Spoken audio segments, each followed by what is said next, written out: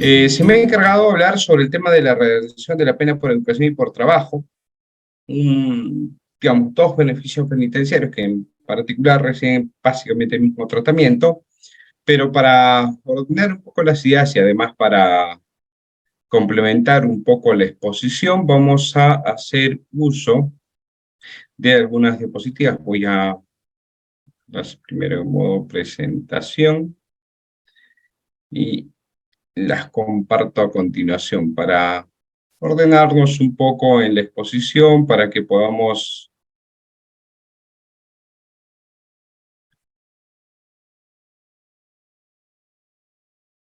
Ahí. Bien, si me confirman que estamos compartiendo adecuadamente la pantalla, creo que sí, ¿no? Sí, doctor. Bien, en las caritas, algunos me dicen que sí, ahí como David que está sintiendo, y ya por la cajita de chat también han escrito varios. Excelente, doctores. Bien, vamos a hablar, digamos, en líneas generales, algunas premisas iniciales sobre los beneficios penitenciarios. Sé que tienen algunas que otras exposiciones, sé que van a hablar de manera específica sobre el tema del beneficio de semilibertad, liberación condicional, pero de todas maneras por ahí les voy a dejar algunas pinceladas. Además, tenemos 2 horas y hay que sacarle el máximo provecho a esta noche. Bien, a ver, quiero empezar con señalar una idea que viene rondando siempre en el contexto del ámbito del derecho penal. El, digamos, el delito, y voy a parafrasear, quizás no lo haga de modo literal, eh, un doctrinario bastante conocido en el ámbito del derecho penal, que señala que el delito es un suceso desagradable por sí. Y ante ese suceso desagradable hay que responder con otro suceso que a su vez es también desagradable. Es decir, que en este caso corresponde a privar de la libertad de una persona. Ahora, es evidente, ¿no? Que a una persona, digamos, ustedes como yo, que estamos, digamos, en el contexto de nuestros domicilios o temporalmente donde nos encontremos, eh, bajo esa perspectiva tenemos cierta comodidad, ciertas condiciones, además de la predisposición de poder ubicarnos en este contexto, digamos, en el lugar donde consideramos pertinente, eh, porque tenemos libertad ambulatoria, libertad de locomoción, podemos desenvolvernos y ubicarnos donde consideremos. Esta, evidentemente, libertad personal y a su vez como libertad física y locomotora, eh, se pierde a partir del establecimiento de una pena y, por cierto, de la pena más grave que involucra el derecho penal, que es la pena privativa de la libertad y que en su supuesto, digamos, de pena perpetua, en ese mismo sentido, está con no, la cadena perpetua. Son dos penas que en realidad conllevan el internamiento de una persona. Es evidente que para el caso de los beneficios penitenciarios importa la pena privativa de la libertad, porque en el caso de la pena de cadena perpetua únicamente cabe la revisión de pena a los 35 años.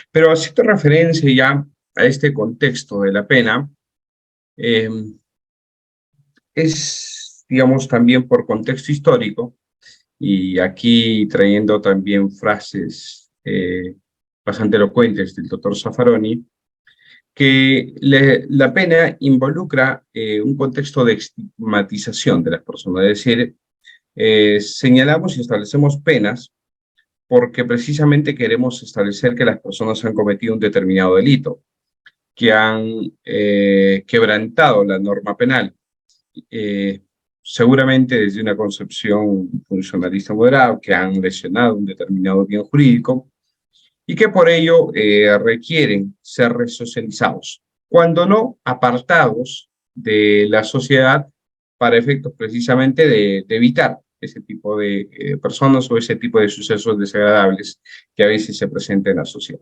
¿no? Esto es más o menos lo que se consigna en el contexto de la pena. Y claro, como usualmente el contexto de la privación de la libertad siempre involucra eh, un contexto de privación a partir de la estigmatización o de la selección punitiva carcelaria, el contexto de los beneficios penitenciarios no puede ser tratado de distinta manera. Es decir, si quienes identifican qué conductas son delitos, puede ser los legisladores, puede ser por delegación, el ejecutivo, etcétera. Entonces, si quienes identifican qué hechos se consideran delitos, qué delitos ameritan determinada pena, cuánto de pena le corresponde a un hecho, también conlleva entender que evidentemente este aspecto no puede ser tratado de manera distinta en relación a los beneficios penitenciarios, porque claro, si yo establezco de inicio una determinada cantidad de pena, no puedo dejar de establecer, en un determinado caso en concreto, que esa pena se cumpla en su totalidad, o si doy la posibilidad de que esta pena pueda ser recortada, pueda ser disminuida, o simplemente no se acceda a determinados beneficios penitenciarios. Y de hecho esto es lo que pasa en el ámbito del derecho penal y, por extensión, al ámbito de ejecución penal. Vamos a verificar que el contexto de la selección y estigmatización que se produce a partir de la pena no se alcanza o no culmina con el establecimiento abstracto del legislador, con la individualización concreta que realiza el juez al momento de imponerse, sino también con el contexto de su ejecución, en el contexto del cumplimiento de la pena en cada caso. ¿Ya? Esto es más o menos las ideas que vamos a tratar de alcanzar esta noche y sobre el cual esperamos compartir algunas ideas en particular. Bien, a ver, volvamos a la diapositiva. A ver, sobre los beneficios penitenciarios, y ustedes, yo no sé si han visto algunas películas, ¿no? Pero siempre también es importante hacer referencia a algunas cosas que seguramente están más cerca a nosotros. Hay para hacer referencia a una película, más bien una serie. Ahora que estuvo digamos, de moda el tema de La Casa de Papel un cierto tiempo, y que seguramente la mayoría de nosotros hemos visto, también hubo por ahí una serie que más o menos también se ponía de moda, donde estaba más o menos parte de las actrices de esta misma serie. Era de Vis a Vis. No sé si por ahí han visto, y si han visto bien, y si no lo han visto, por ahí se recomienda sobre todo la parte de que involucre el tema de tratamiento. Si no, por lo demás, vamos a ver que hay cosas que ya escapan a la narrativa jurídica, pero en cada serie, en cada película, ustedes imagino que ya como yo también vemos a veces algunas cosas desde la perspectiva jurídica, que hay algunas cosas que se pueden verificar. Y aquí les traigo a colación esto porque, digamos, algo que parece ajeno a nuestra realidad, es decir, esta posibilidad de que una persona pueda ser excarcelada para ir a trabajar a un lugar y después vuelva al establecimiento penitenciario, porque esto es parte, digamos, del proceso de resocialización, creo que es el alcanzar el tercer grado en el sistema español, por lo menos desde la perspectiva de la serie, involucra, evidentemente, algo que nosotros teníamos en nuestros inicios. Y es quizás lo que en puridad podría o debería conocerse como el tema de beneficio penitenciario. ¿Por qué lo digo? Porque cuando digamos, se instala esto que no es un contexto de generación de ahora mismo, sino ya de una larga evolución, y aun cuando con posterioridad al periodo de entreguerras, que es donde se da importancia a las personas, a los derechos fundamentales que ostentan las personas, se estableció un denominado periodo de prueba. Involucraba, conforme Decreto Ley 17.581 del 15 de abril de 1969, los siguientes beneficios. En primer lugar, y permiso especial de salida, que esto todavía lo tenemos en la actualidad cuando hay, digamos, situaciones particulares, contexto de fallecimiento de un familiar, el tratamiento médico, etcétera. En segundo lugar, la redención de penas por el trabajo y la posibilidad de trabajar fuera del establecimiento en el día y pernoctar en la cárcel durante la noche. Esto que en puridad se puede conocer como semilibertad, porque la persona está libre de día y privada de su libertad durante la noche, ¿no?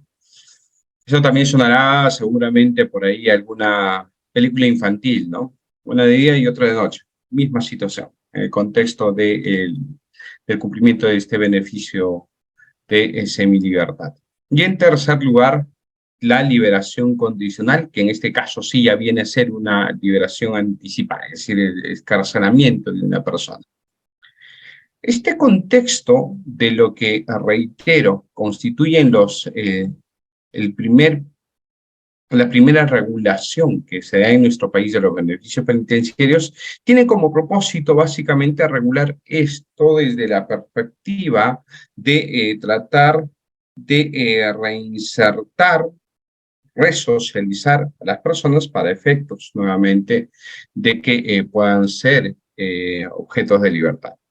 Claro, nuestra fe en la resocialización, como dice el doctor Silva Sánchez, probablemente se esté perdiendo. Y se pierde no solamente porque ya no tenemos ese tipo de regulación, sino porque probablemente alguien ahora mismo diga que si yo doy una semilibertad, tal como se regulaba entonces, es decir, que yo diga a una persona, ¿sabes qué? Te vas de día para que vuelvas a pernoctar en el establecimiento penal de la noche, probablemente no se vaya a cumplir, ¿no? Tenemos, digamos, un contexto no solamente de falta de fe en la resocialización, sino que incluso también un contexto de sistema en general que ayuda, sí se ayuda, pero más bien conlleva a defraudar al Estado en múltiples aspectos, ¿no? No es el único aspecto en el contexto de los beneficios, ciertamente hay múltiples aspectos. De hecho, cuando uno tiene una audiencia de beneficio penitenciario y de pronto viene el garante laboral y de pronto viene el garante domiciliario y le dice, bueno, mira, ¿dónde va a vivir esta persona? Bueno, cuando egrese va a vivir conmigo. En estos aspectos a veces es superable, porque se trata a veces de un familiar, entonces en esos casos son superables, pero si ya se trata de un amigo, si ya se trata de una persona desconocida, por ejemplo, para ciudadanos que son extranjeros, difícilmente esa persona va a permanecer en ese domicilio para efectos de cumplir el resto de su pena en libertad. Pero mucho más complicado todavía es, por ejemplo, en el caso de los beneficios, bueno, o las garantías laborales, porque vienen personas a señalar, ciertamente el país, nuestro país, el Perú, es un país altamente informal, pero vienen las personas a afirmar que van a dar trabajo a otra persona con una remuneración, por lo menos, una remuneración mínima vital, con el contexto de los beneficios laborales y todo lo demás, cuando en ese momento que vienen a la audiencia, no tienen un trabajador que precisamente esté recibiendo beneficios. No cumplen con establecer, digamos, o garantizar o acreditar el contexto de sus ingresos, su tributación como empresario, como persona que pudiera solventar esa remuneración.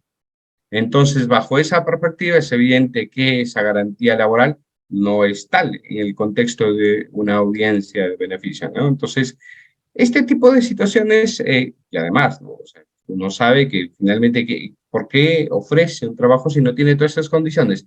Ah, lo que pasa es que me pidieron los familiares, los conocidos, el mismo interno, darle ese trabajo. Entonces, vamos a verificar después, porque eso se da también en el contexto del cumplimiento de las reglas de conducta, que a quienes se le otorga un beneficio de semilibertad o liberación condicional, finalmente no se encuentran en el domicilio cuya garantía han prestado. no están trabajando en el lugar donde han señalado que iban a trabajar para efectos de egreso en su contexto, ¿no? Entonces, este tipo de condiciones conlleva a perder precisamente la fe en la resocialización. Y por lo tanto, entiendo yo que cuando esto se modifica, todavía ya por el año 80, 85, cuando ya se cambia la denominación a beneficios penitenciarios y se incorpora, digamos, esas figuras de la liberación condicional, entre otros, básicamente se entiende que nuestra sociedad todavía no está preparada para cocinar un sistema mucho más adecuado a la resocialización. Y eso es lo que mantenemos en la actualidad. Tenemos un sistema que no cree en la resocialización. Tenemos un sistema que es indulgente con el contexto del tratamiento penitenciario. Tenemos funcionarios en el INPE que en su gran mayoría se dedican a resguardo, porque tenemos más personales de seguridad en el INPE que personal dedicado a resocializar a los internos. Ya llámese psicólogos, personal social, docentes, etcétera, ¿no? Entonces, el personal encargado de resocializar, yo supongo más o menos por datos estadísticos o por la información que uno tiene, debe representar siquiera a lo sumo, digamos, siendo totalmente optimistas, el 20% del personal del INPE frente al 80% que representa el personal de seguridad. Y entonces así, pensar que nuestras cárceles están destinados a resocializar, digamos, parece una utopía, ¿no? Entonces, en esa lógica, sin embargo, es importante tener en cuenta que pese a estos contextos de la regulación, hay que tener fe en la resocialización. No porque finalmente yo quiera hacer en esta noche una, digamos, un voto de fe y quiera adoctrinarlos y quiera llamarlos a mi secta, a mi movimiento religioso. No, nada de eso, por favor. Yo no quiero de pronto convertirme en el pastor que va a comprar algún estadio por ahí. No, no, no. No vamos por esos caminos. Digamos que esto lo hacemos básicamente, ¿por qué? Porque en el contexto actual, básicamente eso establece la Constitución. Y cual hijo que respeta a su madre, deberíamos cumplir también con los mandatos de la Carta Magna, ¿no? Y en ese entendido, lo primero que tenemos que desarrollar es aquello que señala precisamente la Constitución. ¿Y qué dice la Constitución? Y que además está recogido en el título preliminar del Código Penal, que también está recogido en el título preliminar del Código de Ejecución Penal, que la pena tiene una triple función: preventiva, protectora y resocializadora. ¿Ya? Esto que además se conoce como los fines especiales positivos de la pena. Porque claro, nosotros requerimos o queremos contar con un sistema penitenciario que se encargue de lograr que las personas puedan tener condiciones de cohabitar en sociedad. Si una persona comete un delito, desde la perspectiva, por ejemplo, del profesor Jacobs, lo que hace es simplemente negar la vigencia de la norma, que involucra que no le interesa o no está de acuerdo con las normas vigentes. Esta persona simplemente no hace caso o no atiende las comunicaciones de la sociedad que han sido establecidas normativamente. Y por lo tanto, le es fácil quebrar el cumplimiento de estas normas generando sus propias normas. ¿Cuáles son sus normas? Las normas delictuales, es decir, aquellas que afirman la existencia de un delito. Y por lo tanto, esta persona se encuentra desocializada, es decir, al no aceptar los mandatos normativos de la sociedad, lo que requiere es un proceso de socialización. ¿Para qué? O si quieren, resocialización. ¿Para qué? Para que una vez que internalice estas normas que forman parte de la sociedad, finalmente vuelva a reinsertarse, a reincorporarse en la sociedad. Este es el contexto de lo que se está en los beneficios penitenciarios. Un segundito, doctores. Sí, doctor, le esperamos, no hay problema. Estimados y estimadas doctoras, unos segundos, el doctor Rafael del Mercancho Alarcón ya se está conectando nuevamente con nosotros. Recordar que la sesión del día de hoy es sobre el curso especializado en Derecho Penitenciario, Redención de la Pena por Trabajo o Educación. El día 20, que es el sábado, vamos a tener nuevamente en beneficios penitenciarios en semilibertad de liberación condicional. Y el día 23, trámite judicial en los beneficios penitenciarios. Entonces, si deseas los 3 cursos de beneficios penitenciarios, que son diferentes temas, claro, está 3 por 40. Si desean inscribirse, sí, ojo, cada certificado sale por 24 horas académicas, todos son clases en vivo. Les estoy dejando mi número de contacto para que se registren. Todos los certificados es válido para concursos públicos y privados. Y también son certificados que vienen con la firma del decano del Ilustre Colegio de Abogados de Cañete. Ahora sí, creo que el doctor Rafael ya está en conexión nuevamente con Leópolis. Adelante, doctor.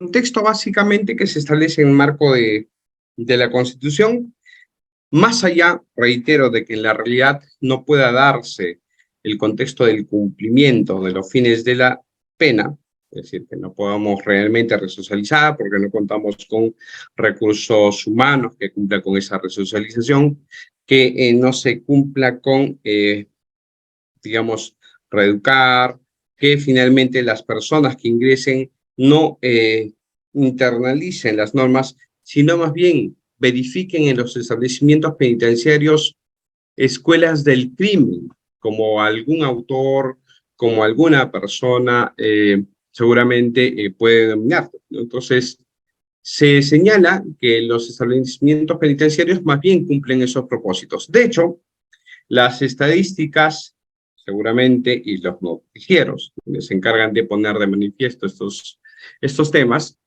hacen referencia a que en estos casos, en el interior de un establecimiento penitenciario, se cumple o se establece el contexto de, por ejemplo, las llamadas extorsivas, las coordinaciones para la comisión de secuestros, para la comisión de determinados delitos, ¿no? Y una vez que egresan, no solamente no han socializado, sino que más bien han internalizado un contexto de sociedad criminal. Es decir, han tenido contactos con otras personas que han estado internadas por otros delitos, han establecido esas relaciones criminales que de alguna u otra manera han conllevado a la comisión o a la organización y a la generación, en algunos casos, de estas sociedades criminales, que pueden ser bandas, que pueden ser organizaciones criminales o de distinta naturaleza. Esto es lo que establece o lo que se verifica en el marco de la realidad. Muy bien. Ahora, si esto es lo que se propone en el marco de la Constitución, ¿qué es lo que deberíamos entender por beneficios penitenciarios? Algunos dirán que son derechos subjetivos del interno, otros dirán que son garantías, ¿ya? Pero digamos, en el contexto de quienes se han dedicado a estudiar el derecho de ejecución penal, por lo menos han establecido que son estímulos que forman parte del tratamiento progresivo y responden a las exigencias de individualización de la pena.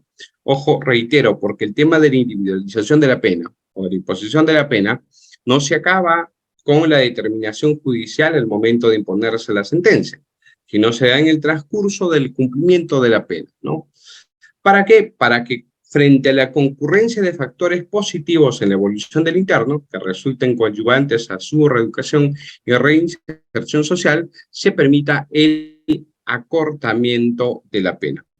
Esto es lo que en mayoría se establece. Pero esta definición, que por cierto traemos esta noche como una opinión mayoritaria en la doctrina, no es un tema unánime, no es un tema que haya sido, digamos, superado, por lo menos en la perspectiva del tratamiento jurisprudencial.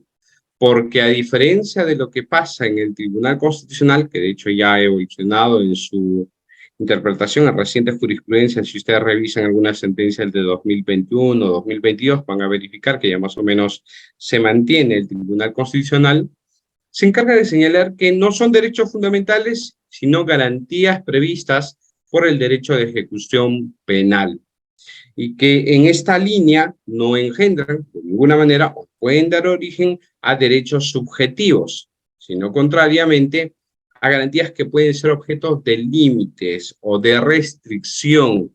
¿Por qué? Porque persiguen en este contexto básicamente un conjunto de beneficios que pueden ser denegados, revocados, otorgados, etcétera, en virtud de motivos objetivos y razonables. Claro, cuando señala esto el TC, además señala que evidentemente, si bien los beneficios penitenciarios no son derechos fundamentales, su otorgamiento o su denegatoria no pueden ser objeto de un contexto de arbitrariedad o de un establecimiento discrecional. Es evidente que esto no puede ser de otra manera,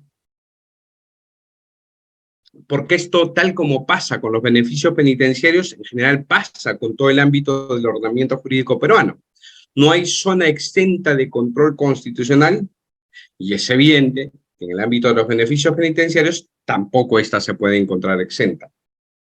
Y esto precisamente ha conllevado a que en muchos casos los beneficios penitenciarios sean objeto, por ejemplo, de habeas corpus, que es un, digamos, en línea general es un proceso de garantía, como establece la Constitución, pero si quieren llamarlo ya desde la perspectiva moderna, un proceso constitucional de la libertad encargado precisamente de tutelar la libertad personal, física o locomotora, dependiendo de una determinada persona. Que si en este caso se verifica que no se ha cumplido con otorgar este beneficio, pese a cumplir con las condiciones objetivas, que se verifican en cada caso, evidentemente puede proceder un proceso de habeas corpus. De hecho, a raíz del caso del señor Antauro Humala Tasso, ustedes habrán podido verificar que ha habido bastante discusión sobre si era legal su otorgamiento o era ilegal, si en este caso se debía proceder a una sola autorización administrativa o si correspondía a una autorización judicial y si había sido otorgado ilegalmente, que esto pudiera ser objeto de revisión por el juez penal, de ejecución penal me refiero, al juez de investigación preparatoria o por otro juez que en este caso pueda revisarlo. Hay que tener las cosas claras. ¿Por qué les digo esto? Porque en principio hay determinados beneficios que sí son de competencia judicial y en esto hay que cerrar filas, porque esto ya básicamente creo que se ha superado más allá del contexto coyuntural. Semilibertad y liberación condicional, como establece nuestra propia legislación vigente, y en el contexto de los otros beneficios, básicamente la competencia de su otorgamiento está en la autoridad administrativa. Ahora, para el caso de las revisiones, en lo que corresponde a la autoridad administrativa, porque evidentemente si se trata judicialmente, corresponde pues la apelación y eventualmente ya solamente un proceso de habeas corpus contra resoluciones judiciales o amparo, dependiendo si es favorable o desfavorable, salvo algún supuesto de habeas corpus contra habeas corpus, que también se ha procedido en el marco de la jurisprudencia del TC, pero digamos, quitando ese supuesto que es de conocimiento judicial contra las resoluciones administrativas que otorgan los beneficios penitenciarios, si estas son otorgadas indebidamente, lo que cabría en realidad es un proceso contencioso administrativo.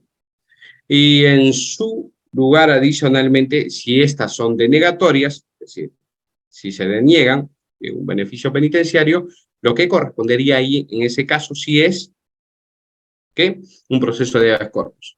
¿Por qué la diferencia? Porque en el ámbito del otorgamiento de un beneficio, lo que se está favoreciendo es la libertad. Entonces ya no se discutiría este derecho, si se quiere, sino más bien lo que se discute es la corrección del funcionamiento de la administración. Y en ese sentido, lo que corresponde es verificar en un proceso contencioso. En cambio, si se deniega, ahí sí se afecta tangencialmente, no per se, como estamos señalando, la libertad personal. Y por lo tanto, aquí sí cabe el contexto de una revisión en un proceso constitucional. ¿Ya? Entonces, tengamos las cosas claras. Ustedes son estudiantes o abogados y deben proceder en ese sentido, en el marco de estos beneficios penitenciarios. Pero reitero, no solamente el TC una idea clara respecto a que los beneficios penitenciarios deben ser considerados como unas garantías, sino que la Corte Suprema, y esto todavía lo mantiene desde el 2008, también señala una concepción distinta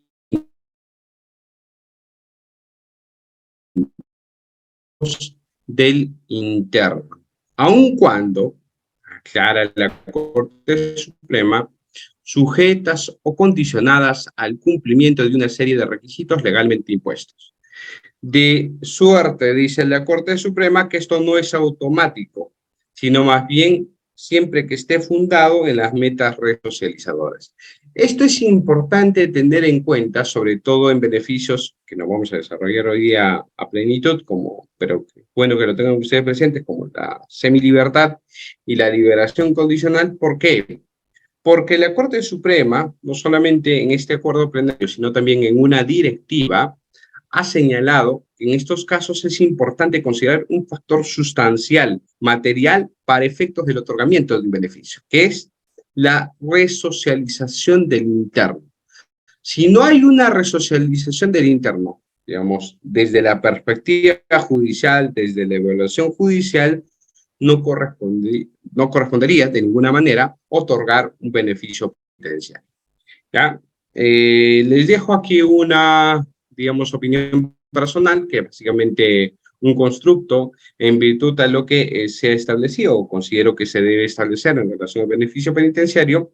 Lo dejo a su discusión y, digamos, con la organización siempre se les va a proporcionar el material, ustedes pueden darle lectura. Al final de las diapositivas también están mis datos. Si están de acuerdo o en desacuerdo, lo discutimos en algún otro momento o por mensajes, digamos ahí, por las vías académicas, para seguir debatiendo. Pero seguramente lo que yo les diga no será de vital importancia, sino más bien lo que establece la jurisprudencia, ¿no?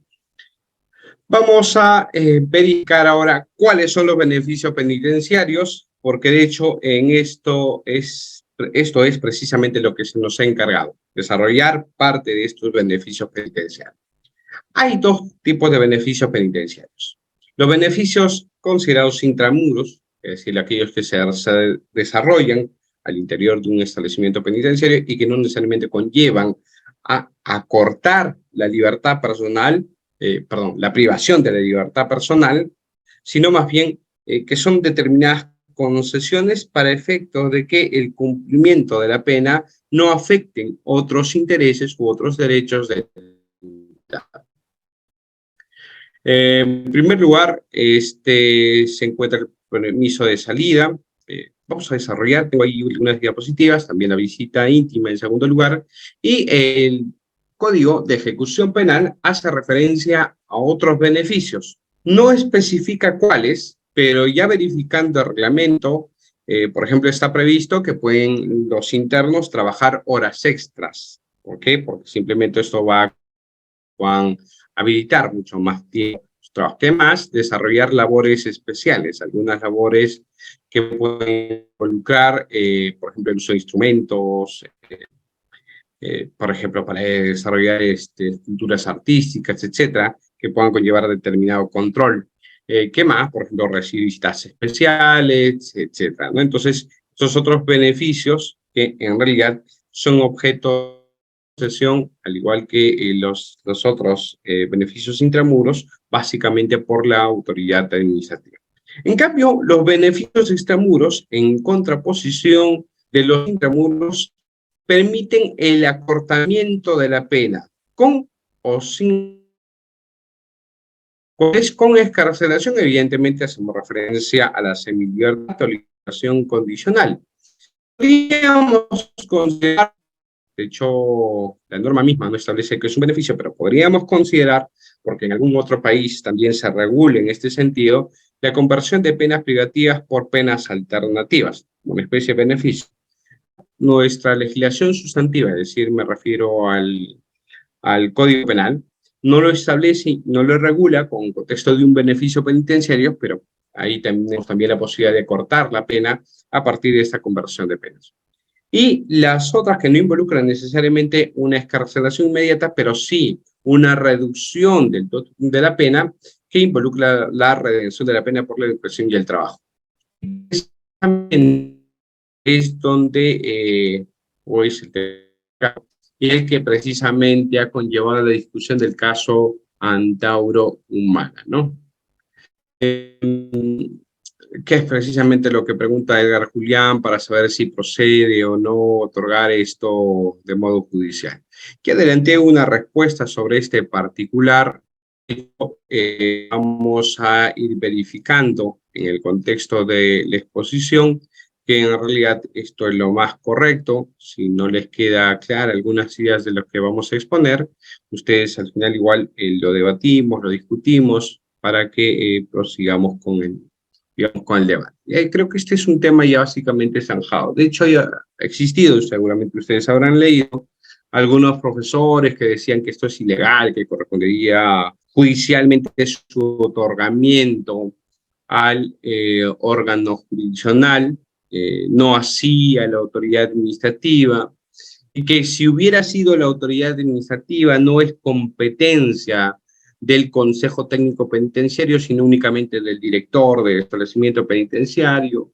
Cuestiones que, por cierto, yo también ya en su tiempo, en un debate, una mesa redonda, digamos, aclaré y señalé que no estos casos, ¿ya? Pero vamos a seguir desarrollando en este contexto. Previo a el contexto de señalar, digamos, exactamente en qué consiste cada uno de esos beneficios,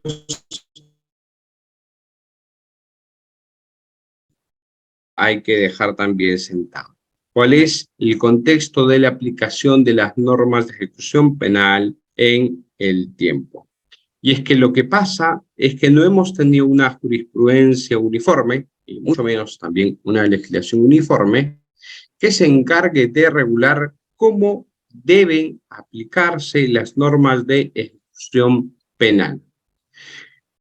Tanto de la perspectiva de la sentencia del Tribunal Constitucional como también de la perspectiva de la Corte Suprema, que por cierto no han terminado por conciliar y de hecho debe haber algún momento en la cual nos sentemos, el Poder Judicial, TC, a definir cuál es realmente la norma aplicable, porque, reitero, todavía en el momento tenemos jurisprudencias contradictorias. La línea del TC es... Reader, ¿qué tal? ¿Se me escucha bien? No, se entrecorta, doctor. Hay momentos, si no me equivoco. Por favor, me confirman los estudiantes. Sí, justo pensé que era solamente el tema de conexión de energía eléctrica.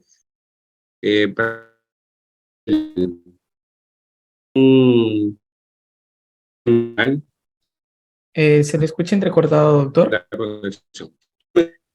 Un poquito, Sí, doctor. Correcto.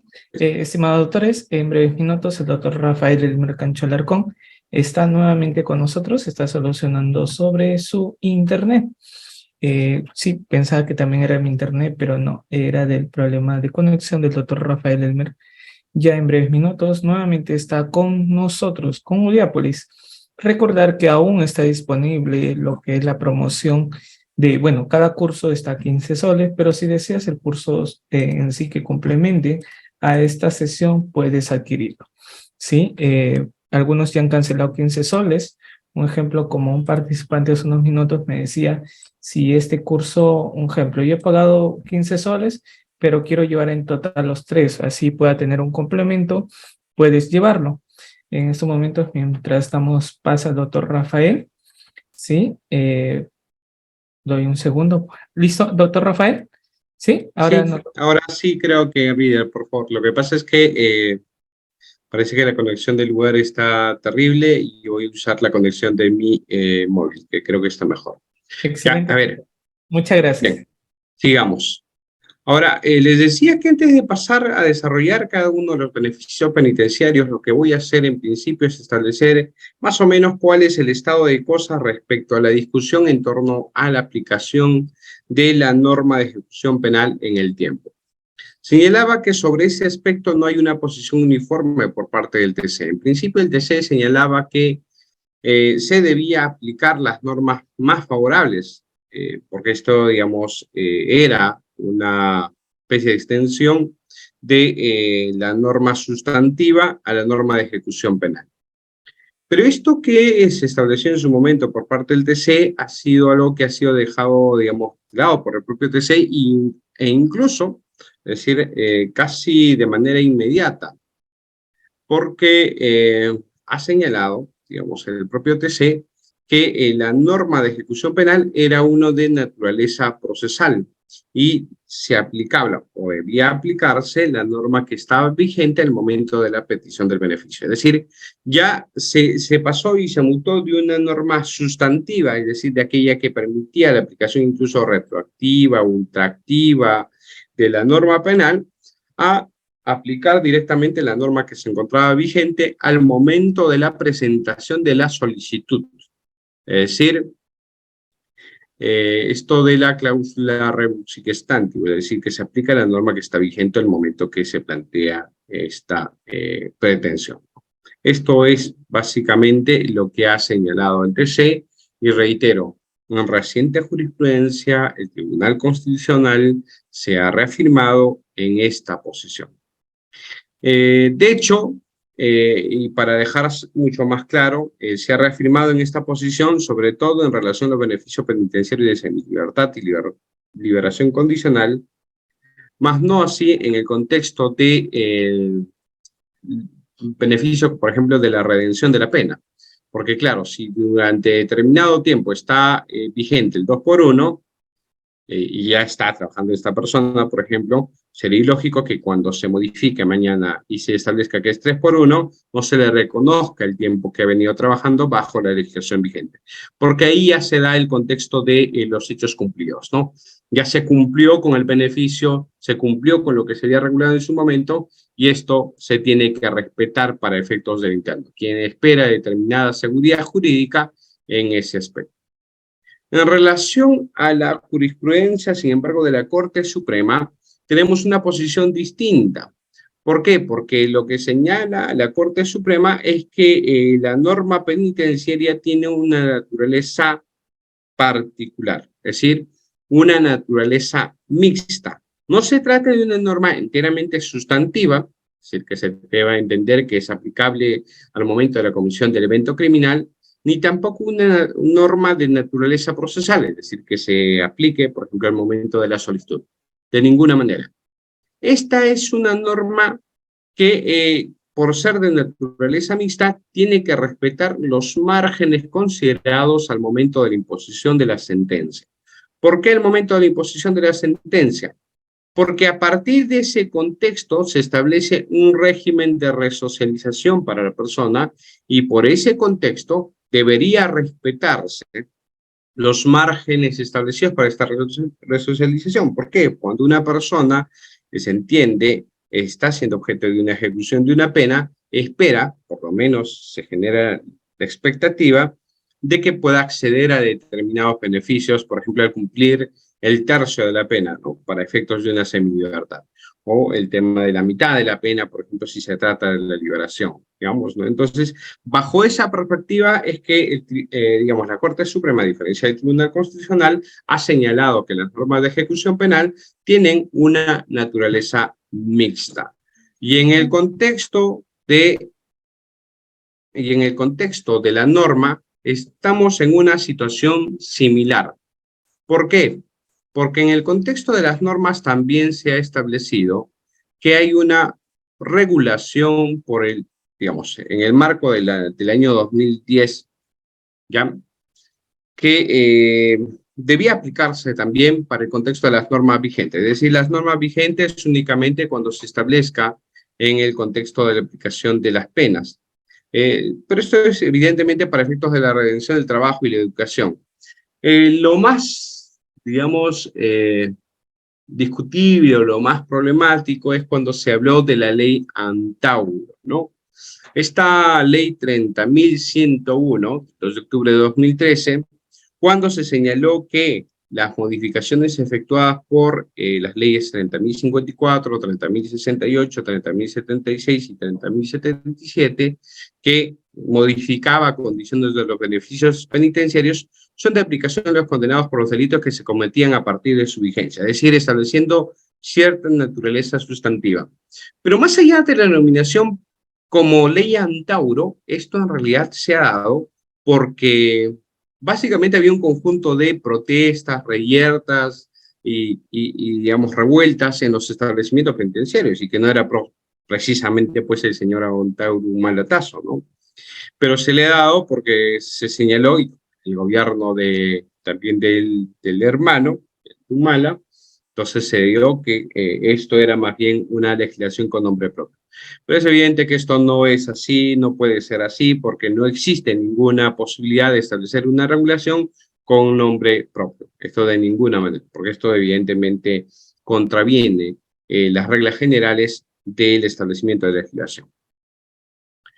Finalmente, ya con el decreto legislativo 1296, se ha tratado de compatibilizar lo que ha establecido la Corte Suprema. Es decir, señalar una naturaleza mixta para las normas que regulan los beneficios penitenciarios. Y en esta, que incorpora el artículo 57A, se ha señalado que la norma aplicable a los beneficios penitenciarios es la norma que está vigente al momento de imponerse la sentencia condenatoria, pero una sentencia condenatoria firme. En este caso, debería respetarse, digamos, también se señala, cuando se trata de redención, el cómputo diferenciado. Esto que sí también ha respetado, digamos, el contexto del Tribunal Constitucional, ¿ya?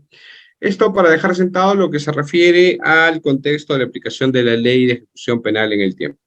Ahora, vayamos a hacer referencia a los beneficios penitenciarios de lo que se nos ha encargado y también algunos otros. Primero hablemos del permiso de salida. Este beneficio involucra la posibilidad de que el interno pueda salir del establecimiento penitenciario hasta por un máximo de 72 horas, digamos, por determinadas razones, ¿no? Por ejemplo, hay una enfermedad grave, el nacimiento de un hijo, realizar gestiones de carácter personal y extraordinario, por ejemplo, para un futuro egreso, para obtención de trabajo, alojamiento, etcétera, ¿no? Y otros que puedan ser también de carácter estrictamente personal, como por ejemplo la atención en un establecimiento de salud, etcétera.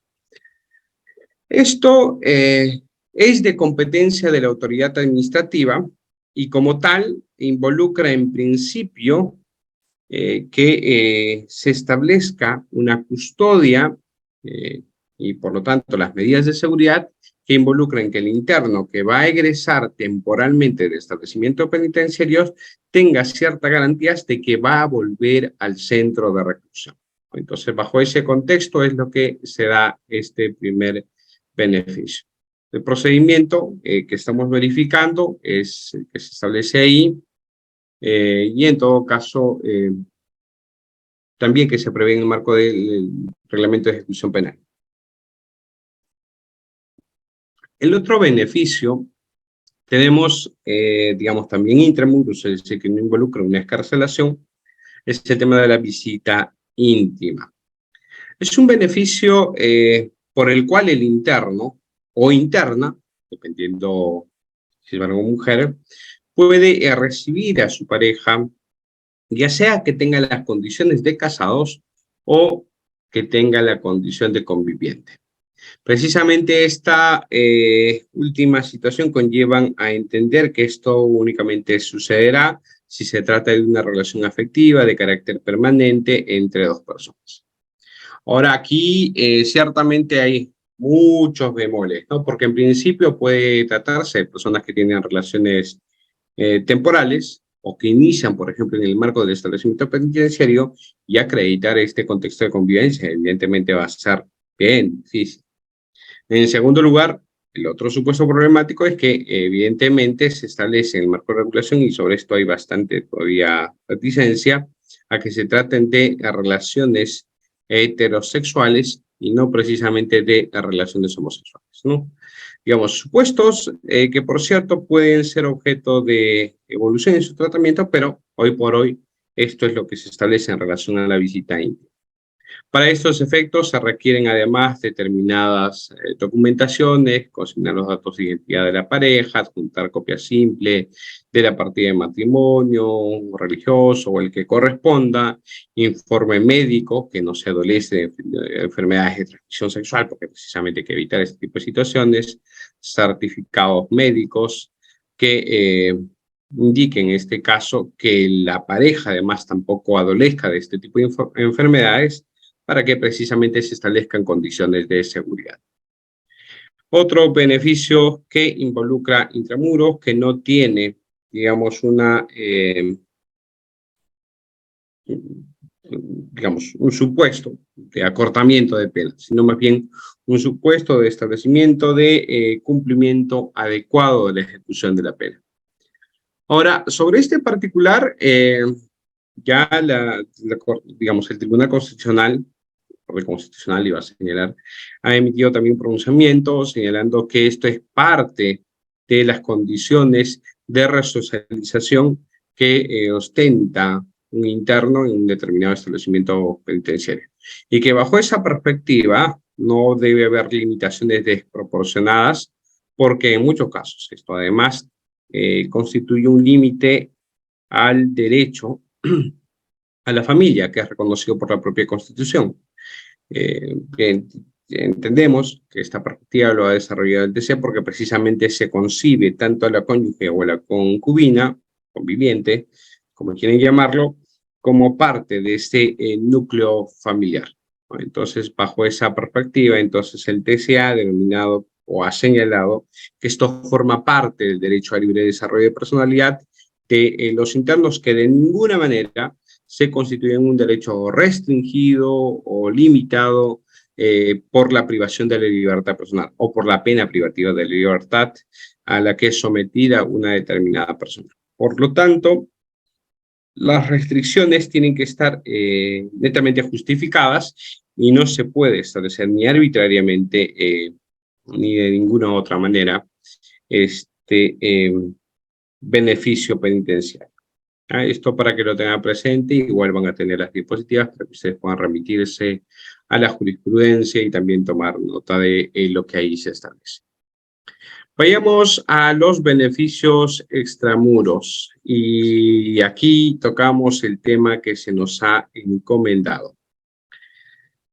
Redención de la pena por la educación o el trabajo.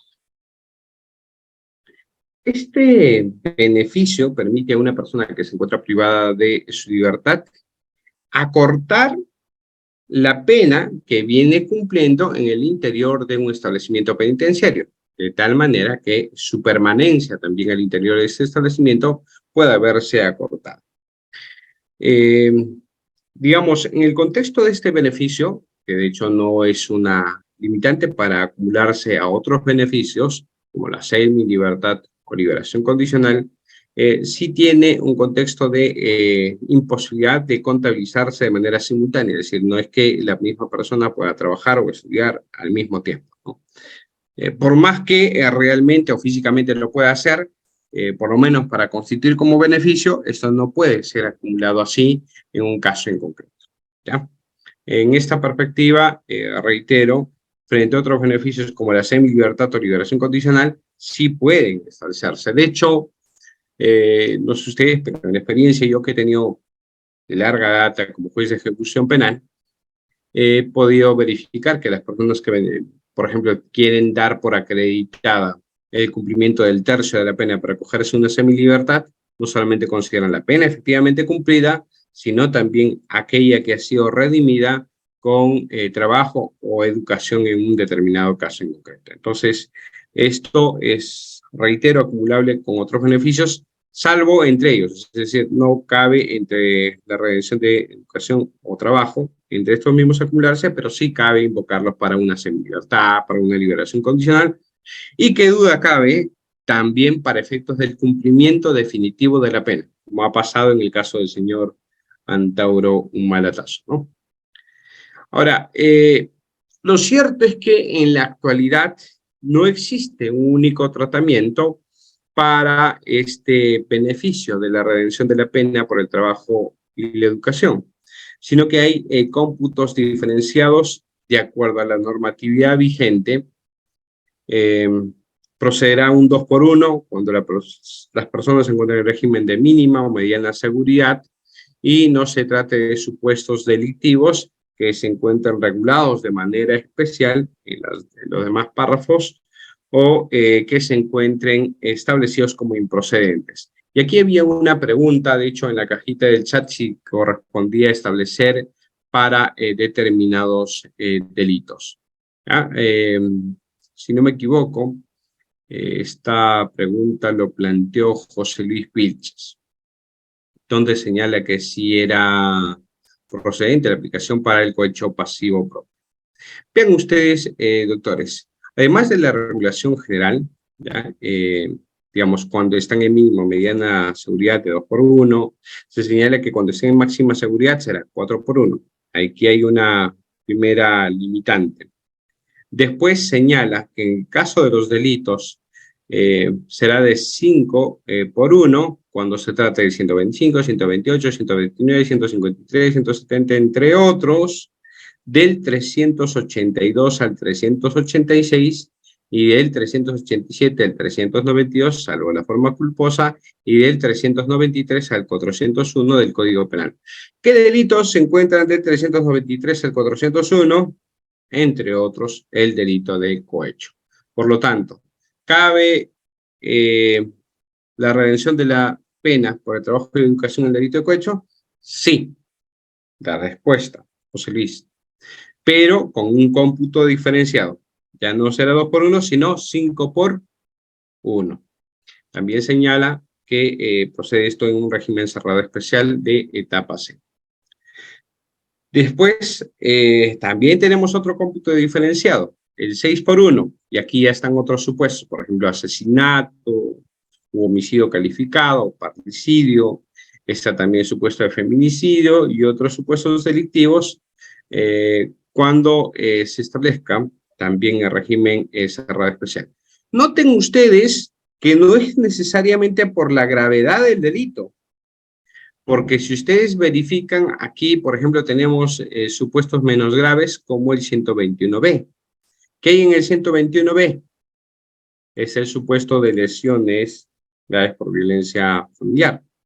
Pero noten ustedes que en relación, por ejemplo, a la trata de personas, en el párrafo anterior, en el 153, me parece a mí, de hecho, por consideraciones personales, no sé si ustedes compartirán, pero creo que por lo menos hay una línea teológica en este sentido, que críticamente el bien jurídico que se afecta en la trata de personas es mucho más grave en relación al bien jurídico de la integridad física, ¿no? Y eventualmente el tratamiento con equidad que se puede ver comprometido en estos delitos. Pero pues eso, de hecho, aquí hay otras justificaciones sociales, de coyuntura, de presión mediática, etcétera, que conllevan a establecer una restricción mucho mayor para este delito. También señala que procede la redención de la pena por trabajo, ya en este caso de 7 por 1, cuando se traten de procesados o condenados reincidentes o habituales, o cuando se trate de régimen cerrado especial de etapa A. Vean ustedes, hay cómputos diferenciados para todos los gustos. Pero además, por cierto, hay supuestos en los que no cabe de ninguna manera, ninguna concesión de beneficio penitenciario. Y hacemos referencia, conforme se señala en el marco de la Ley de Crimen Organizado, para los delitos que han sido señalados en estos aspectos. Hay una pregunta donde sí se establece que habría con este contexto alguna, digamos, alguna derogación tácita. Cierto, si bien no se trata de una derogación, porque en realidad las derogaciones tienen que ser precisamente expresas, se trata más bien de una abrogación de determinadas normas. Por ejemplo, en el caso de trata de personas, si ustedes verifican el 153, está expresamente señalado, entonces, que hay determinados casos donde sí no corresponde el establecimiento de beneficio penitenciario, en este caso de reducción de la pena, por el trabajo o la educación. Supuesto de concesión, reiteramos, o procedimiento administrativo, tal cual se ha señalado ya en la respuesta anterior, y esto para reafirmar lo que también se ha vuelto a preguntar en la cajita del chat, básicamente competencia administrativa. En el contexto de un beneficio de semilibertad y liberación condicional, el juez lo que haría en todo caso es verificar si la autoridad administrativa ha considerado el cómputo, nada más. Pero el juez no es que otorgue, no es que valide esa contabilización que hace la autoridad administrativa, de ninguna manera. Y en el caso del cumplimiento de la pena, que es lo que ha pasado, por ejemplo, en el caso del señor Antaurumala, caso, lo único que corresponde es que la autoridad administrativa contabilice esa cantidad de días redimidos para sumarla a los días efectivamente cumplidos. Y a partir de ahí, en término de 48 horas, pronunciarse si procede o no otorgar esa concesión del beneficio para efectos de acortar el cumplimiento de la pena. ¿Ya? Entonces, reitero, únicamente competencia administrativa en estos casos. Dicen, cuando un artículo ha sido reubicado a otro título, persiste la improcedencia. Paulo, efectivamente, no importa si reubicamos el artículo, siempre que esté vigente, ya haya sido establecido así con posterioridad, de todas maneras se mantiene vigente el contexto de la improcedencia. ¿Ya? Preguntan también sobre la redención, una cuestión que también estaba señalado o se estaba cuestionando en el contexto del señor Antaurumala, que dicen, ¿es requisito el examen psicológico para la redención de la pena? En principio no. Digamos, hay determinados delitos que requieren cierto tratamiento, pero ojo, en la realidad, reitero, la insuficiencia de personal penitenciario para efectos de tratamientos es, digamos, latente, ¿no? Entonces, en esa medida no se cumple con los tratamientos. Uno de los casos más llamativos, antes que el caso de señora Antaurumala, por ejemplo, para el caso de secuestro agravado, que es donde se decía que no es ciertamente el delito por el cual se ha sentenciado, pero ciertamente donde se cuestionaba que debería haber un tratamiento, hay supuestos como el delito de violación sexual, que es uno de los delitos recurrentes a nivel nacional. En ese contexto, por ejemplo, el 178A establece que el todo interno por delito contra la libertad sexual debe ser objeto de un tratamiento psicológico, eventualmente tratamiento médico. Pero ustedes verificarán, yo por lo menos he tenido la posibilidad de corroborar durante la ejecución de la pena, que este tratamiento difícilmente se da. Y de hecho, normalmente cuando se tramitan los primeros beneficios penitenciarios, ya sea de semilibertad o liberación condicional, una de las cosas que, por ejemplo, yo siempre he cuestionado es el contexto de que no se haya dado ese tipo de tratamiento conforme ordena la norma. Por ejemplo, para semilibertad y liberación condicional, esto, por ejemplo, debe ser un requisito ineludible. ¿Por qué? Porque esto sí conlleva establecer la resocialización de esta persona. ¿No? Entonces, en esos contextos uno sí puede exigir ese aspecto. Pero si es para efectos de verificar el cumplimiento efectivo, oye, te han impuesto 17 años, has cumplido los 17 años, pero el Instituto Nacional Penitenciario no te ha hecho el tratamiento, por ese contexto, no te puede seguir privando de la libertad personal, porque ya es un incumplimiento de las obligaciones penitenciarias del propio Estado. Por lo tanto, en esos contextos no corresponde, ¿ya? Así que hay que tener en cuenta esos aspectos. A los que están preguntando sobre el tema de semilibertad, el contexto de eso, vamos a volver en un ratito, ¿no? No se apuren todavía porque hay todavía más en este aspecto. Y pasamos precisamente a estos otros beneficios, ¿ya? Semilibertad. La semilibertad, te reitero, ya ha cambiado, no es lo que se concibió inicialmente como que salían de día y volvían durante las noches. No, esto ya no es así. Ahora es la excarcelación completa, ¿no? Y como tal, entonces, la semilibertad puede ser definida como el egreso anticipado con una primera condena efectiva, ¿ah? Siempre que se verifique una progresión del tratamiento penitenciario y que este egreso, ojo, esa es la diferencia con la liberación condicional, y que este egreso se efectúe para estudiar o para trabajar en el medio libre. Por lo tanto, es vital garantizar el contexto del estudio o del trabajo. Así que esto tengámoslo presente. Ahora, ¿cuándo se da el contexto de dar semilibertad? Cuando se cumple la tercera parte de la pena. Este es normalmente el plazo ordinario y, digamos, lo que se debe atender en cada caso en concreto. Y señala además la normatividad que siempre que se trata de la primera condena en determinados delitos. Ahí les dejo el marco de los delitos para que ustedes puedan verificar. Ese es el primer requisito. El segundo requisito es que el interno además se encuentre en la etapa de mínima o mediana seguridad de régimen cerrado ordinario. En tercer lugar, el requisito es que haya pagado la pena de 10 multas. En cuarto lugar, que haya pagado reparación civil, pero no totalmente, sino en un monto no menor al 10%. Y ojo, el que exigirle que cumpla este pago no es ninguna afectación, no conlleva ninguna afectación a algún derecho fundamental. Así ya lo ha señalado nuestro propio Tribunal Constitucional. En cuarto lugar, que observe determinadas reglas de conductas que le van a ser fijadas al momento de su excarcelación y evidentemente esto es, digamos, ya un contexto sustancial que no haya o no tenga un proceso penal con mandato de detención vigente. Porque es evidente, las resoluciones judiciales no se sobreponen. Si tienes una pena y tienes un mandato de detención, cumples la pena, igual tienes que seguir cumpliendo con el mandato de detención.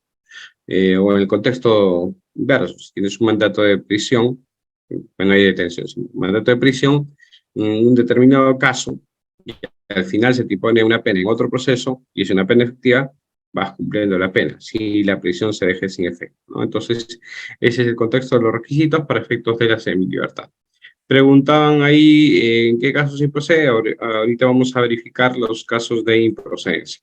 Antes verificamos la liberación condicional, que es el otro beneficio extramuro que permite también el egreso de una persona.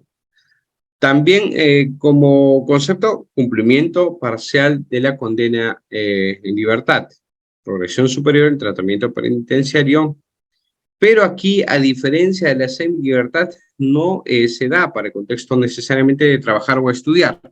Aquí hay una mayor discrecionalidad en el uso del tiempo en libertad. Es decir, uno puede egresar en su tiempo, digamos, para cumplir la resocialización en libertad, para estudiar, para trabajar, para atender los negocios, para, digamos, irse de viaje, siempre que, por ejemplo, no varía en domicilio o del lugar de residencia, o cumpla con la regla de no sentarse a país, etcétera, etcétera. Entonces, aquí hay una discrecionalidad en el uso del tiempo en el marco del cumplimiento de este beneficio. ¿Ya? Y aquí los requisitos, además, por cierto, son distintos a la semilibertad. Si bien en el caso de la semilibertad se establece un tercio de la pena, en el caso de la liberación condicional se exigirá más bien el cumplimiento de la mitad de la pena, ¿no? Y siempre que se trate de la primera condena en determinados delitos. Hay supuesto especial de liberación condicional, es decir, ya no solamente con mitad de la pena, sino con 3/4 de la pena cumplida. Son plazos especiales que han sido determinados para determinados delitos que ustedes están verificando, ahí 121, 189, eso de robo, 279, 279B, 279G, siempre además que se encuentre en la etapa mínima o mediana seguridad y haya cancelado la totalidad de la reparación civil. ¿Ya? Ahí preguntaban si el contexto de robo agravado, ahí está la respuesta. Igual que en la semilibertad, que no haya proceso pendiente con mandato de detención o prisión, como nosotros llamamos actualmente, hay posibilidad de que se encuentre en la etapa mínima, mediana o máxima seguridad del régimen cerrado ordinario, que haya pagado los días multa, es un requisito para ambos casos, pago de la reparación civil no menor al 10%, salvo que se trate de los supuestos delictivos del 3/4, ¿no? Y que cumpla con las reglas de conducta que se van a imponer en estos casos. Estos son básicamente el contexto de los beneficios de semilibertad y liberación condicional. Hay, digamos, algunos otros, digamos, supuestos, y he señalado, como la conversión de penas, que pudiera conllevar a entender como beneficios. Discutible o no, pero le dejo ahí por lo menos los criterios de prioridad para efectos de esta conversión que establece la norma en el caso del decreto legislativo 1300. Supuesto de improcedencia, los que preguntaba. Ahí están los casos en los que no procede los beneficios de semilibertad. Condenados por estos delitos, toda esta gama de delitos que involucran necesariamente, reitero, un tratamiento de los beneficios penitenciarios de esta regulación de nuestras normas que pierden la fe en la resocialización y por lo tanto que forman parte de esta exacerbación de la pena, de esta expansión del derecho penal, que consideran que el establecimiento de una pena no solamente grave, sino de mayor cumplimiento, conllevan a garantizar fines de resocialización. Nada más alejado que la realidad. Ahí le dejo el contexto de procedimiento y antes de dar pase, digamos, a las preguntas para tener un tiempo suficiente como para poder conversar sobre estos aspectos, vamos a dejar, digamos, finalmente una idea que de hecho hace poco el Tribunal Constitucional ha manifestado. Hay una situación de estado de cosas inconstitucionales en el marco de la ejecución de la pena. Tenemos establecimientos penitenciarios saturados, no solamente por personas que están cumpliendo penas, sino por personas que tienen prisiones preventivas, es decir, están sufriendo una medida cautelar. Por lo tanto, hay necesidad de corregir no solamente los contextos de condiciones de cumplimiento de pena, sino también de imposición de medidas cautelares. Esto, evidentemente, hay que tenerlo siempre presente. Ahora, hay una comisión revisora, es evidente, del Código de Ejecución Penal.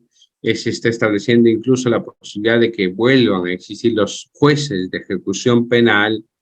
Estos son ideas importantes que se tienen que tener en cuenta, pero digamos, acá la lógica no va a cambiar únicamente porque se genere primero nuevas normas o porque se generen nuevos órganos que se encarguen de definir la aplicación de esas normas, sino porque realmente el Estado peruano se compromete y se compre el compromiso, valga la redundancia, ya se comprometa a que en estos casos exista mayor personal en el ámbito del Instituto Nacional Penitenciario que se encarguen de establecer la resocialización.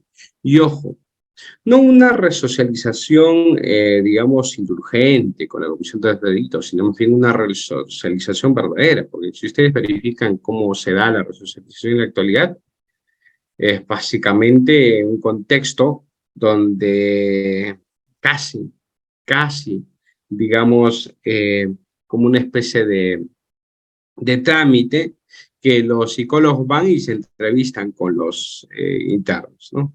Y al final, uso sin pues, nos entrevistamos, donde se señalan, digamos, aspectos de construcción de expedientes administrativos, o ya sea porque se les realiza una especie de favor, comillas, o porque simplemente hay contextos de corrupción. Entonces, evidentemente, esto debería dejarse de lado en un Estado que pretende resocializar adecuadamente, digamos, en este contexto, una adecuada aplicación de los beneficios penitenciarios.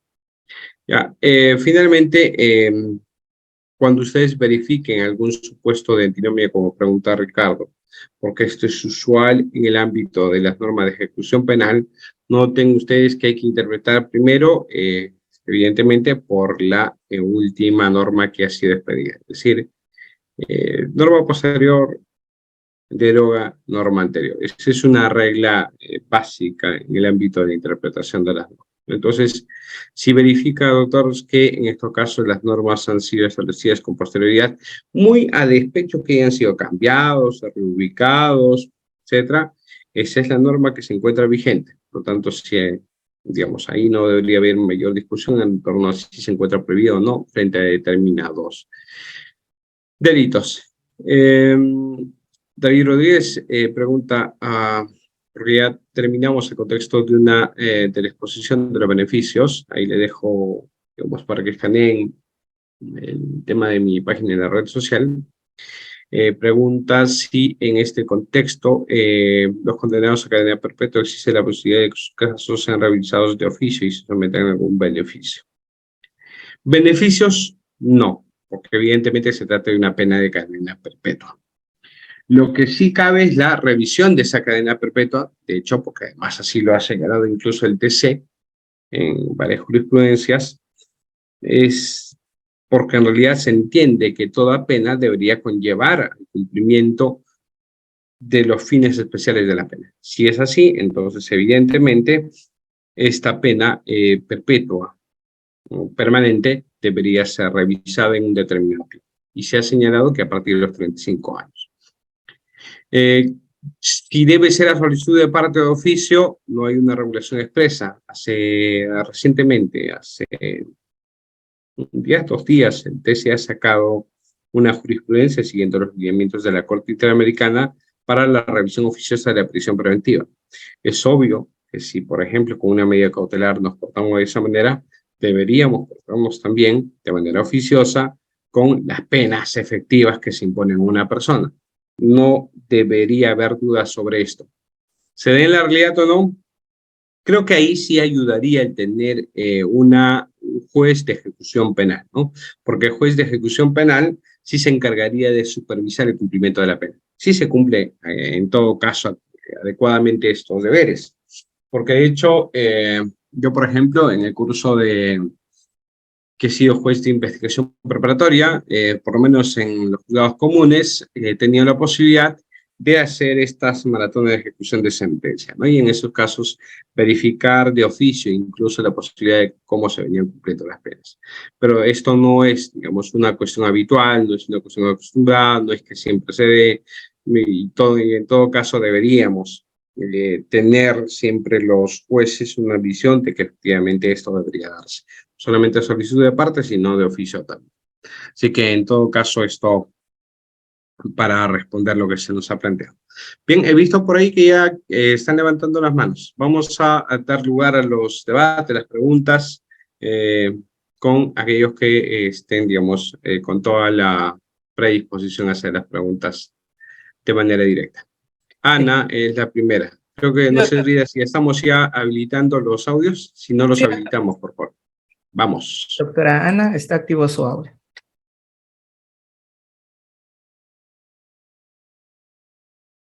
Ana, tu audio tienes que activar. Doctora Ana, ¿puede activar su audio? Adelante. ¿Escucha? Ya. Ahora sí. Ya.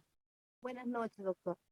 Doctor, en cuanto al, digamos, en el caso de los extramuros sobre libertad condicional, imagino que también tiene que ver con lo que es en la pena suspendida. En este caso, por ejemplo, hay casos, por esto de la pandemia, en cuanto al registro y el control biométrico, algunos, digamos, sentenciados no han cumplido. Sin embargo, bueno, vino justo me preguntan eso, ¿no? ¿Qué puedo hacer si ya he mandado, digamos, el link que te mandan, ingresa y no hay respuesta? Aparte de eso, que ya cumplieron con la reparación civil y ya prácticamente esa persona o el muchacho ya cumplió, ya prácticamente ya debería haber firmado ya el año que le ha mandado, le ha, digamos, el juez, digamos, le ha puesto como regla de conducta. Y sin embargo, ¿qué se podría hacer en ese caso? Porque la verdad que no desconozco, he tratado de averiguar por ahí con otros, digamos, colegas, digamos, abogados y nadie me da una respuesta. Y ahora que estoy en el curso, entonces creo que como está relacionado con el extramuro, me gustaría saber qué se podría hacer en ese caso. Porque ya se ha ido al Poder Judicial y dicen, no, tienes que mandar, entrar por el link, hacer las llamadas, no contestan, entonces hay ese problema que ya cumplió el año, que la sentencia que le han dado y no ha podido firmar, pero sí ha pagado la reparación civil completamente. Correcto, muchas gracias, Ana, por la pregunta que formulas. En principio no es un beneficio penitenciario el contexto de la suspensión de la ejecución de la pena, así que hay que tener claro eso. La suspensión de la ejecución de la pena es una facultad jurisdiccional de que frente a penas cortas, verifiquemos que en realidad la persona puede resocializarse en libertad a través de una regla de conducta. Es decir, esta persona nunca va a ingresar a un establecimiento penitenciario ni siquiera para cumplir parcialmente la pena. Por lo tanto, ahí no hay ni cumplimiento de pena ni acortamiento de pena. Y por lo tanto, beneficio no es. ¿De qué estamos hablando? Estamos hablando de una suspensión de la ejecución de la pena a prueba. ¿Qué quiere decir? Es decir, dado que vamos a verificar que tiene cierta prognosis de resocializarte en libertad, voy a imponer determinadas reglas de conductas para que tú puedas cumplir con esas reglas y demostrar que puedes nuevamente cumplir las normas de derecho que existen en nuestro país. Ahora, ¿qué pasa si no cumples? Pasa que esta suspensión, es decir, esta no ejecución de la pena, porque básicamente no estamos ejecutando la pena, se deja sin efecto y la persona va a cumplir su pena, digamos, en un establecimiento penitenciario, sea cual fuere. Evidentemente estamos hablando de penas cortas.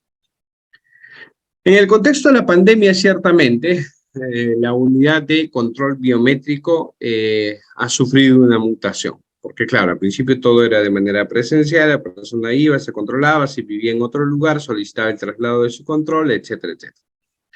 En el contexto de la pandemia, evidentemente no podían apersonarse al juzgado y se ha ido generando lo que es el control biométrico virtual o, digamos, no presencial. En estos casos, evidentemente ha habido un tiempo, por lo menos yo puedo atestiguar de la corte donde trabajo, que ha existido problemas en el control biométrico. Pero para efectos de que esto sea justificado, es decir, primero justificar que no pudo asistir por efectos de la pandemia y un determinado tiempo que ni siquiera el virtual se había habilitado. Entonces, que no se pudo asistir. Y en segundo lugar, que habiéndose habilitado el virtual, han existido déficits técnicos. En todo caso, también debería acreditarse que ha existido. Si no es de oficio, porque la propia Corte hubiera informado, también corresponde ya a la parte que ingresa al link para su registro biométrico y le aparece el error, digamos, a esta parte acreditar, de tal manera que se pueda verificar digamos, ese incidente, ese suceso que ya escapa a la voluntad del sentenciado. Entonces, solo en ese contexto podría tenerse por justificada, en este caso, el incumplimiento de la regla de conducta de efectuar el control biométrico. Esta sería, digamos, la manera en que pudiera proceder en esos casos. Espero haber respondido a tu interrogante. Flor de María. Excelente, doctor. Doctora Flor de María, puede activar su cámara. Adelante, doctora Flor de María. ¿Qué tal? Buenas noches, doctor. Buenas noches con todos y todas.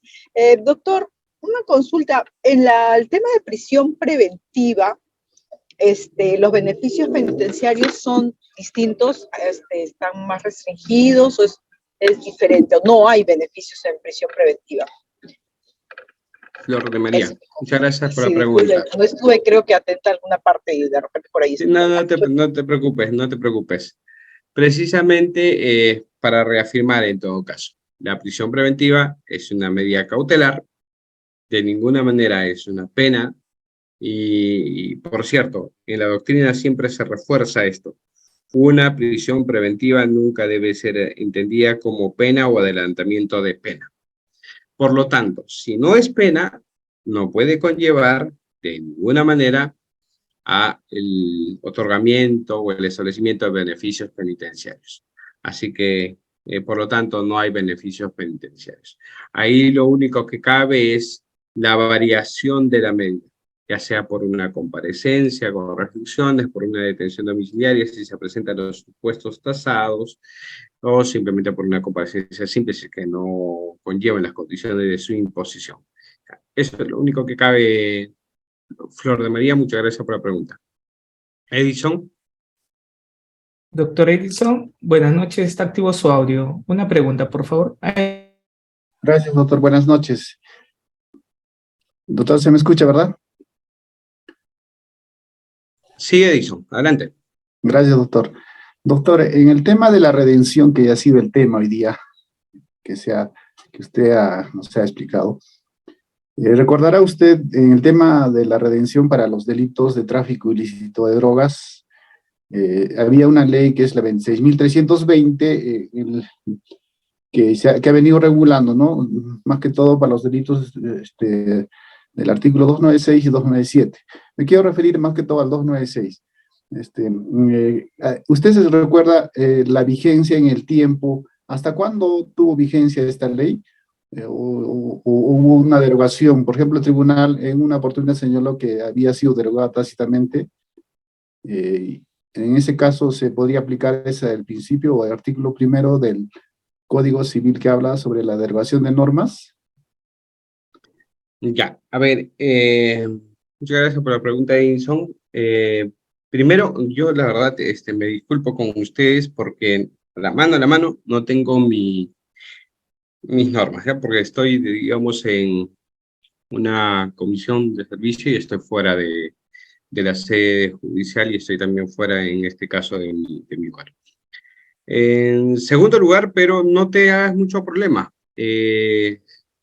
¿Por qué te digo esto? Porque en el caso de la redención de la pena por la educación y por el trabajo, hay una circunstancia particular. Es decir, si hoy día se da el 4x1 para los delitos que me interesan, ¿no?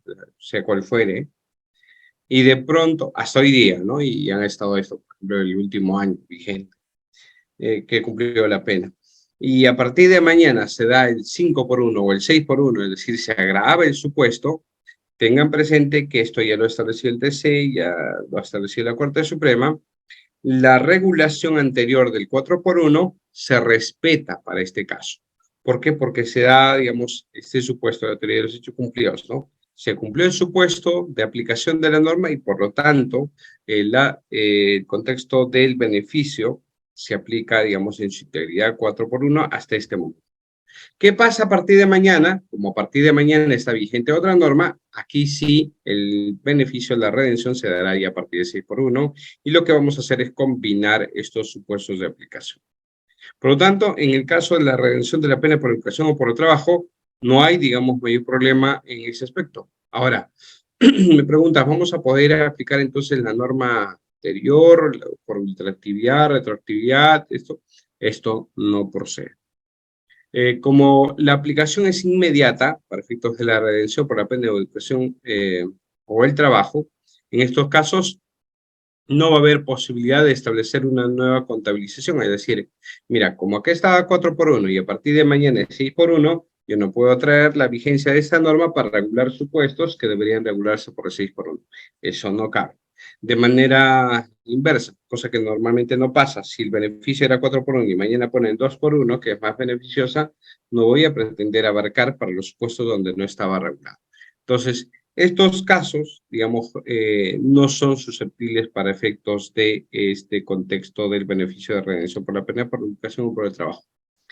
Cosa que sí pasa en la semilibertad o liberación condicional. Justo por eso las normas que se han encargado de modificar la regulación de la ley de ejecución penal en el tiempo, precisamente hacen referencia a estos supuestos. Así que, en todo caso, eso para responder tu pregunta. Mónica. Excelente, doctor. Damos paso a la otra Mónica. Doctora Mónica, buenas noches. Está activo su audio. Una pregunta. Sí. Muchas gracias. Muy buenas noches, doctor, con todos. ¿Se me escucha, sí? Sí, claro, adelante. Gracias, doctor. Doctor, en cuanto a la redención de la pena, que es un beneficio, usted sabe que cuando un interno ingresa a un penal, tiene el registro laboral. Bueno, eso lo sabe al segundo mes, al tercer mes. Nadie lo sabe al primer mes. Y con este tema de la pandemia que empezó el 2020, suspendieron todo lo que era los trabajos laborales. Y cuando se quiere hacer un beneficio, por ejemplo, y se quiere contabilizar, solamente creo que están considerando a los internos antiguos y no a los nuevos. Entonces, si se hiciera un beneficio, ¿cómo se va a contabilizar el 2020, 2021? Dicen que hay una directiva del INPE, pero no tengo conocimiento de esta directiva, pero en todo caso, usted cuando ha sido juez de ejecución y ha tenido beneficios, bueno, no sé si los ha tenido ahora en tiempo de pandemia, ¿no? ¿Cómo contabilizamos esos extremos del Listo. 2020, 2021? Gracias, doctor. Muchas gracias, Mónica, por la pregunta. Particularmente, no he tenido un caso donde se haya presentado este supuesto, pero lo que sí te puedo decir es que en el contexto de la regulación tanto de la norma de ejecución como el reglamento de ejecución penal, lo que se establece es que para efecto de hacer valer el beneficio de redención, ya sea por educación o por el trabajo, estos tienen que ser registrados. Así que, así sea por pandemia o por cualquier otro supuesto, si no se ha registrado la realización del trabajo o de los estudios, simplemente no va a poder aplicarse este beneficio. Así que esto es importante tenerlo presente. Esto cuando ustedes asesoran a los internos, cuando vayan a decirle que van a acogerse a cierto beneficio, entonces siempre es importante que soliciten el registro de la actividad que vayan a desarrollar, ya sea educación o ya sea trabajo. A partir de ahí se puede considerar.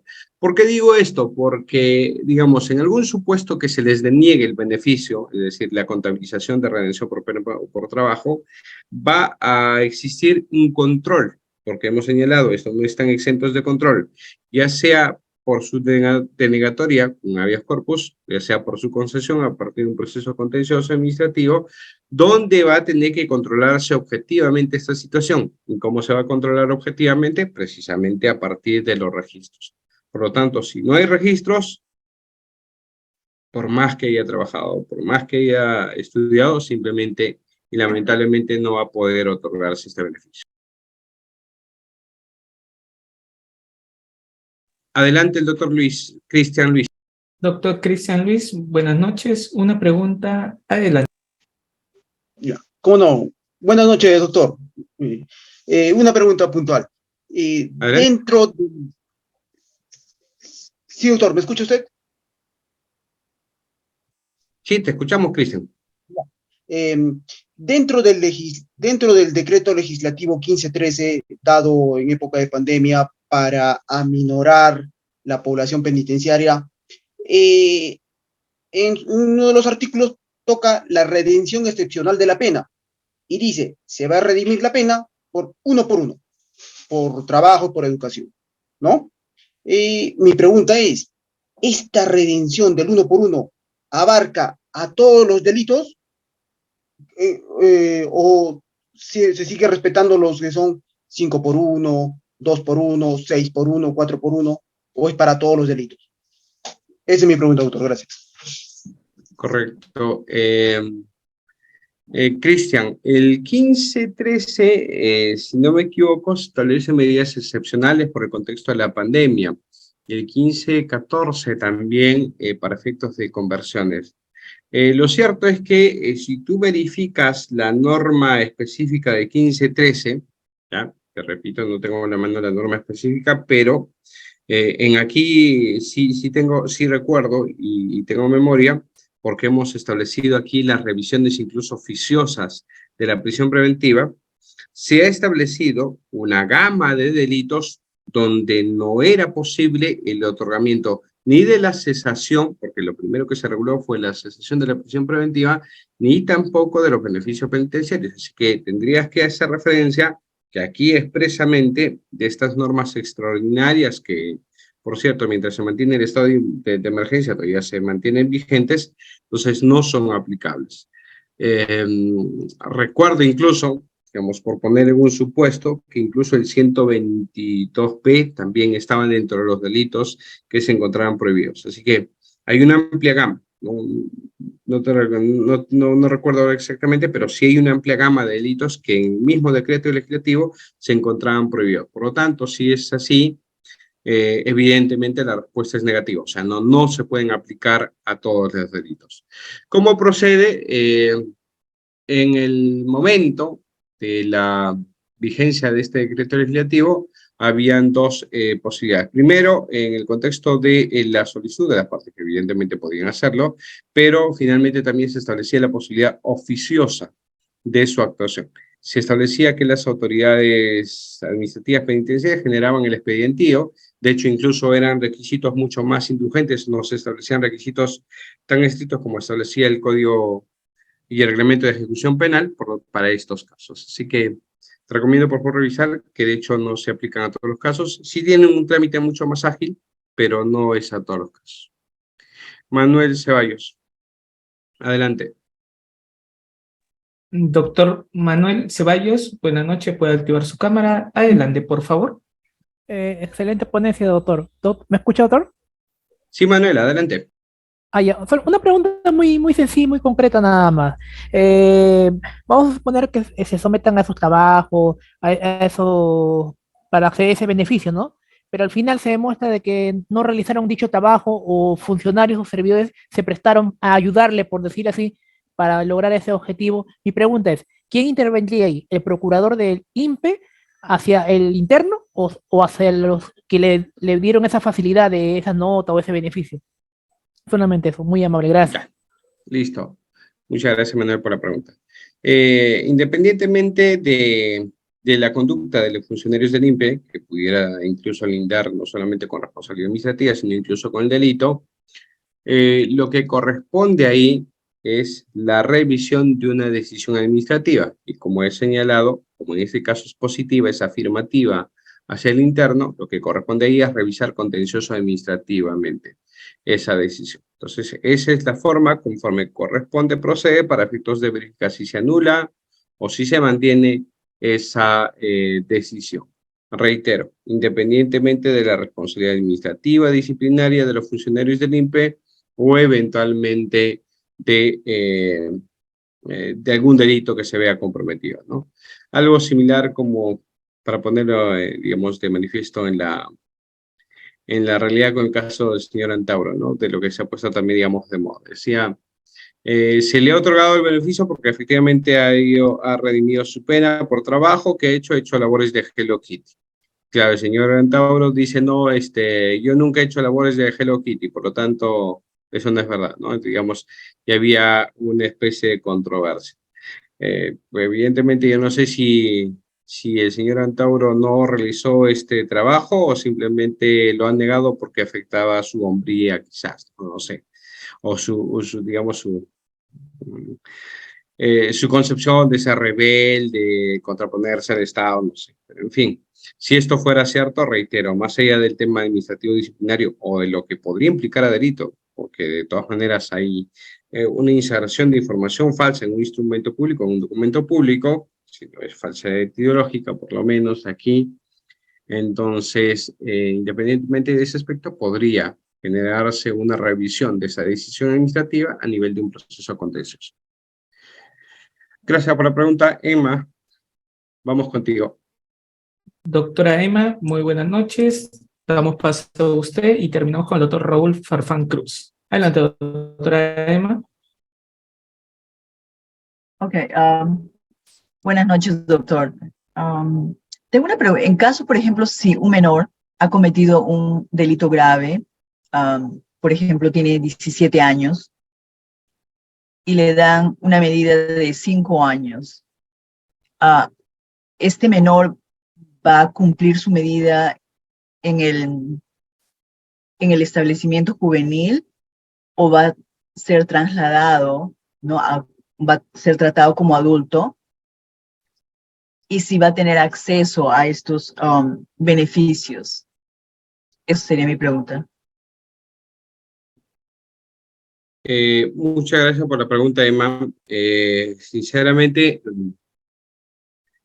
muchos aspectos de la ley de responsabilidad juvenil y también el contexto de ejecución de la pena de los menores me es desconocido particularmente, porque primero no tengo la especialidad, y en segundo lugar, yo si bien he seguido un curso sobre ese aspecto, ha sido, digamos, allá por el año 2010, 2011.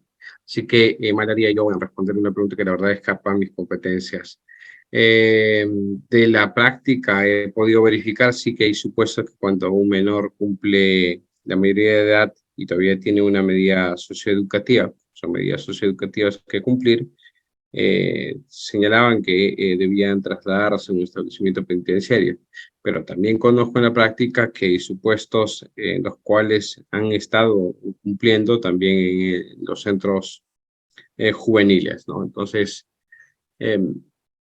si hay un procedimiento específico para mutar una medida socioeducativa, una pena, no existe. De hecho, no hay. Y si, por lo tanto, una medida socioeducativa no puede transformarse en una pena, difícilmente podría otorgarse los beneficios penitenciarios. Así que de esto sí tengo certeza. Forma parte de la regulación de los beneficios penitenciarios. Entonces, en esa perspectiva, podría responder esta parte de tu pregunta. Respecto a cómo está regulado en el tema de la ley de responsabilidad juvenil, si ahí sí lamento no darte mayores luces. En todo caso, estoy seguro que Udapolis ha organizado algunas actividades en torno a esta temática y por ahí podrías coordinar con Reyes, por favor, para que te remitan a los especialistas o los videos de los especialistas, porque Udapolis tiene también una biblioteca bastante interesante. Muchísimas gracias, Bien, a ver, creo que con Walter, ¿no? Sí, doctor. Con doctor Walter cerramos la presente sesión. Doctor Walter Guerrero, adelante, por favor, una pregunta y cerramos con usted. Gracias. Gracias, ¿cómo está? Mucho gusto. Buenas noches, doctor. Felicidades por la ponencia, doctor. Muy excelente. Doctor, yo Gracias, básicamente tengo una consulta. A ver, en los delitos de homicidio, por ejemplo, homicidio calificado, el 108 del Código Penal, hubo una modificación en el Código de Ejecución Penal que fue la ley 30076.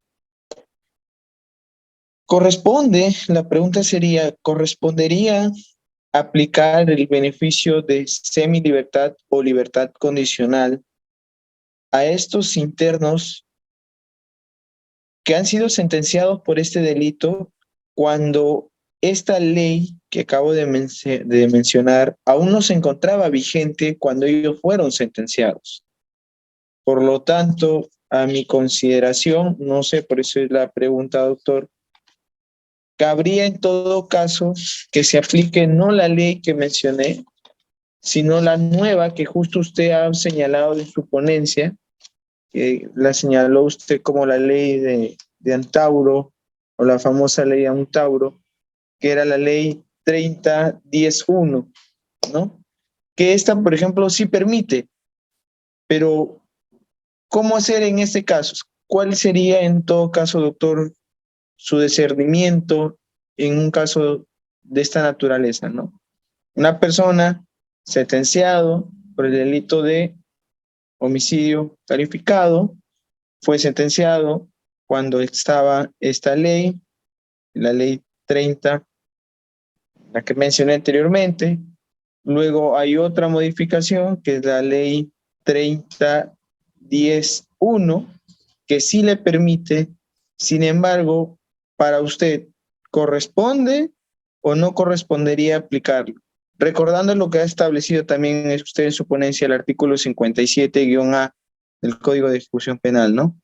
Sí, Walter, muchas gracias por la pregunta. Y sí, tal como lo señalé en mi exposición, es evidente que en principio, si acogemos la posición legal, es decir, de lo que establece la norma de ejecución penal, así como también la posición de la Corte Suprema, que en principio es, te comunico, la posición mayoritaria que aplican los jueces de ejecución penal, los jueces de investigación preparatoria, y también los jueces de juzgamiento cuando les toque aplicar, porque ustedes saben que los beneficios en libertad y liberación son aplicados por los jueces quienes impusieron la sentencia, ya aplican la norma que estuvo vigente al momento de la imposición de la sentencia.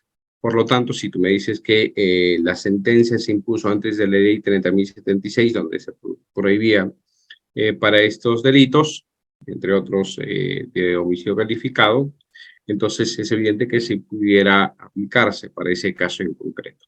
Ya, reitero, porque más allá de la eliminación de la ley Antauro y de lo que se ha establecido con posterioridad, esta es más o menos una postura que corresponde a la naturaleza mixta de la norma.